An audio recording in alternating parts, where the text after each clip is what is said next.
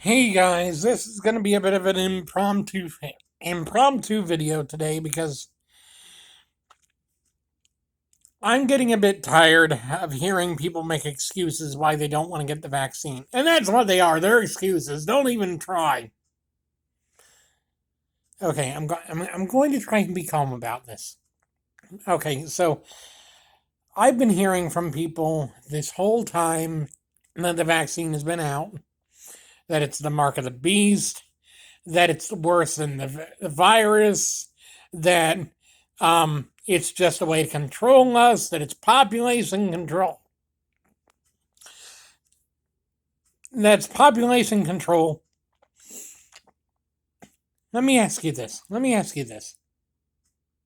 If you were dying and they told you that there was one way you could be able to still live, and it was to get a dang medicine, wouldn't you take it? Wouldn't you take it? Yeah, you would. You wouldn't, right? You would. Now, don't even get me started on the people that quote the 99% survivability rate of the virus, okay? The people that quote that don't know what they're talking about because they're talking about healthy people. Okay? And you know what you know what at least half the population of the US is not healthy, okay? We've got an obesity epidemic. We've got We've got a smoking epidemic, which causes lung issues. We've got a drinking epidemic, which also causes issues. We've got people that are literally fat, sick, and nearly dead already that are getting COVID and then they're dying because their bodies can't handle it, okay? I don't care what the data says about healthy people. Most of the people I know who are saying that aren't healthy people. So you can't take yourself and put the same measure on you because you're not in the same people group. You're not. You're not in the same group of people. I'm sorry. I got excited again. You're not in the same group of people who have the same survivability rate as what you don't. Okay? There are people out there who say that they're not going to get the vaccine because they got the first dose and they got super sick with it. Well, of course you're going to get sick with it. Your body is learning to fight off the real thing. And what's in the what's in the vaccine is a dead portion of the virus. It Now, my friends will say, no, it's mostly dead. It's still alive. No, it's dead. It's just because the body is because the body is programmed to recognize foreign bodies and foreign agents, like viruses and bacteria, then they will immediately react to the injection of something foreign, like a dead virus.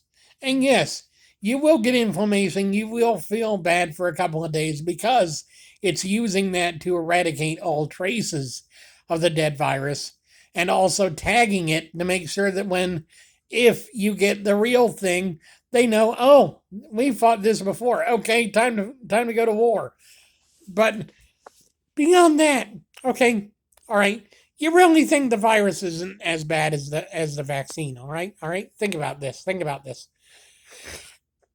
100,000 people dead and 100,000 infections per day now, thanks to idiots that won't stay home. I'm sorry. I talking about this is very, very frustrating. I've gotten both doses of the Moderna vaccine. My sister has gotten both doses of the vaccine. Her husband has gotten both doses of the vaccine. Hell, my mother, who for months was afraid of getting the vaccine because she'd had an allergic reaction to a chemical that's common in both cancer treatment drugs and in the vaccine, waited until they got enough information to tell her that yes, it's okay for her to get the Pfizer vaccine. And she just finished her second round of that. My mother, who's got cancer, got the vaccine because she doesn't want to die from COVID and she doesn't want to put others at risk from COVID. You see how this works? You see how this works? Okay. All right. A lot of the people protesting are Christian. All right. Let's go from that angle. Okay. Jesus said, do unto others as you would have them do unto you, right? Yeah, right? Yeah. We all agree that the golden rule is a good thing, right? Right? So, if your coworker was sick, you would want them to do whatever they could to keep you from getting sick from them, right? Right? Yeah, okay, so what does that include? Wearing a mask, taking your medicine, maybe staying home if you're not too well, getting a vaccine so you don't get it again? Yeah.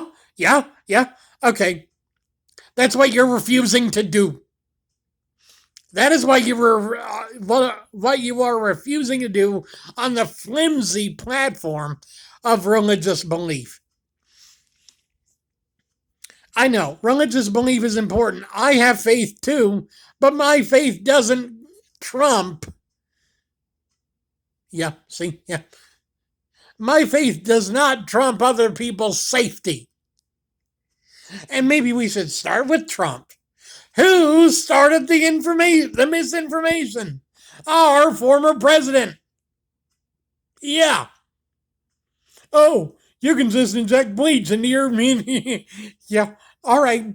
All right. Why don't you go first, Mr. President? We'll see just how well that works.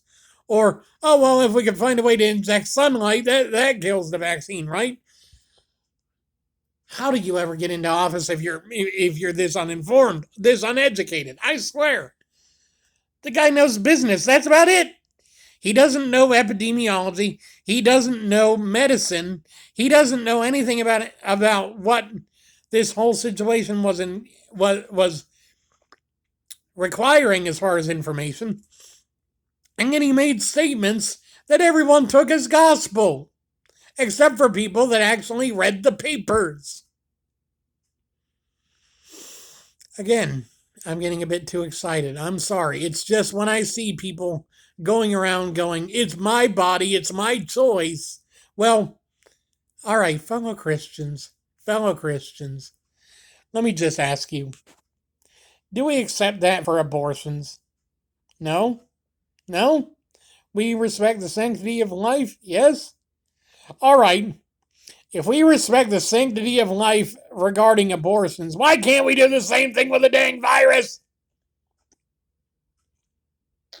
Huh? Huh? Yeah. Okay, yeah. See? When you turn that argument on yourselves, you don't look so good, right? Yeah. Yeah. Because guess what? Everyone that doesn't get a vaccine because they think it's just their choice is deluding themselves, because it's not just your health you're putting on the line, it's the lives and health of other people you come in contact with. Your family that may be unvaccinated, well, guess what? They're probably going to be dying if they're unhealthy. Oh, well, your coworkers that might be a bit overweight, well, you're putting them at risk too. Oh, what about people passing on the street? Well, if you're within 6 feet of them for long enough and you've got it, well, chances are they're going to get it. And if they're not healthy, guess what? It's on you. I hope you can have that on your conscience and still feel like a good Christian, because I know I couldn't. I know I wouldn't. I felt the call to get the vaccine as soon as I knew it was out, because I knew this was probably the most important gesture of Christian love I could possibly give another human being. To respect their life enough to put my fears aside, because I had some reservations about the vaccine. I did. Because you never know what the big medical companies are going to be doing next. That's why I don't like prescription meds, because a lot of them are either experimental or parts of them are. But when it comes to a vaccine that's saving lives and is preventing a very real and very dangerous situation from spreading, it's less about me and more about what would Jesus do? What would Jesus have done in this case? He would have followed the guidelines of the CDC. He would have gotten the vaccine to keep both himself and others safe. He would have socially distanced. He would have worn a mask. He would have stayed away if he was sick. He wouldn't have gone to work when he had the sniffles because who knows what ended up happening. Well, I know the last one might be harder for most than anything else. I know. In this economy, we need as much work as we can get. And in fact, a lot of jobs are empty because a lot of people are still afraid to go back to work. I know. But we need to be more mindful, not just of our own health, but of the health and safety of other people. Okay? We can't just go around burying our heads in the sand and saying, oh, well, it's my choice, so you can't say anything against it.